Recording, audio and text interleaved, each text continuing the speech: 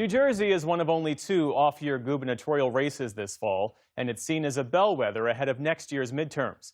As William Brangham reports, after President Trump made inroads with some voters of color in the last election, they've continued to be a major focus for both candidates in this close race. Outside MetLife Stadium in New Jersey, football fans are hyped for a fierce cross-state rivalry.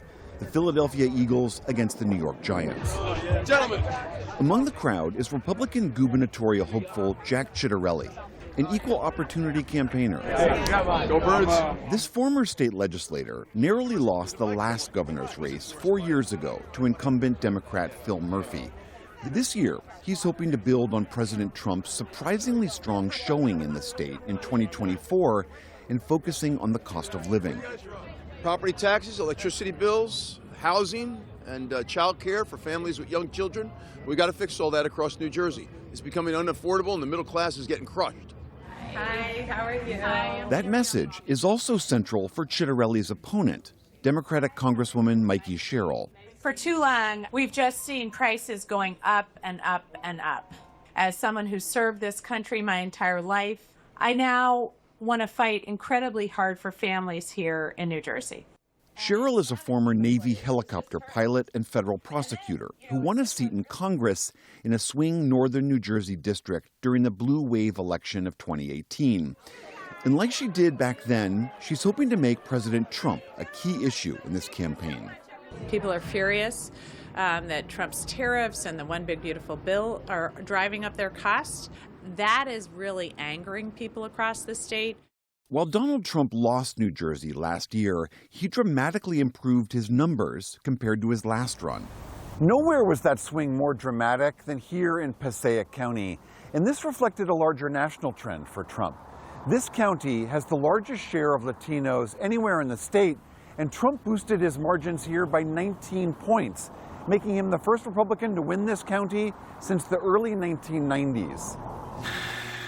Angel Castillo runs El Primito in Passaic, a Dominican restaurant started by his family more than 30 years ago. Once a Democrat, now a Republican, he supports Ciattarelli. He says the high cost of utilities, which has nearly doubled for his restaurant, is squeezing his bottom line. I always tell people, we always elect the same, and we expect different results. And to me, it's like, let's give somebody else a try. Ciattarelli visited El Primito in August, part of his push to capitalize on Trump's inroads with minority communities. Castillo immigrated from the Dominican Republic as a kid and voted for Trump last year. Some people are a little concerned about Trump's immigration policies, grabbing people off the streets, sometimes people who are here legally. Does that bother you at all? It doesn't bother me because I have people approach me like, oh, how can you still like Trump? I go, listen, I believe every country has the right to enforce its laws.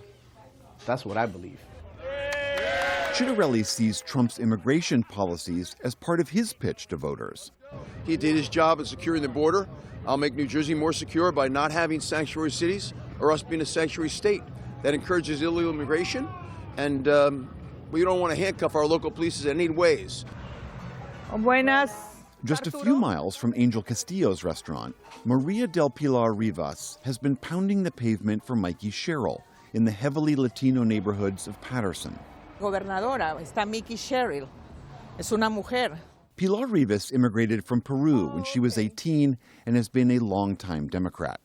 I believe in her as a woman, as a mother, as a woman who worked hard for the people, and each time when she talks, you can feel it. Que pueda votar. Muchas gracias. She says lower taxes and the cost of living are important, but says Trump's masked ICE agents have gone too far, arresting more than 3,000 immigrants in New Jersey this year. Not everybody is a criminal. It's also hardworking people. They came to this country for a different life. So he has to make a difference between criminals and hardworking immigrant people.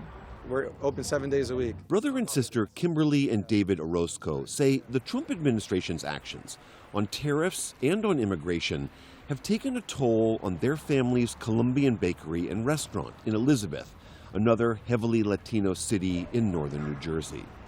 the first few months were a ghost town here. No one was coming in. People maybe never came back. And it's about that fear. Thankfully, we've been here for many years, but our neighbors are closing. Our neighbors are closing. I think a lot of it has to do with the immigrant mentality of, well, we might go out and something might happen, even if you're here legally, just because you might be profiled in a certain manner. Lo siento, mi español no es muy bueno. Mikey Sherrill visited the Orozco's restaurant as part of her push to reach Latino voters. Do you think that the president's enforcement actions, the aggressiveness of those actions, is going to play out in this state, in this campaign?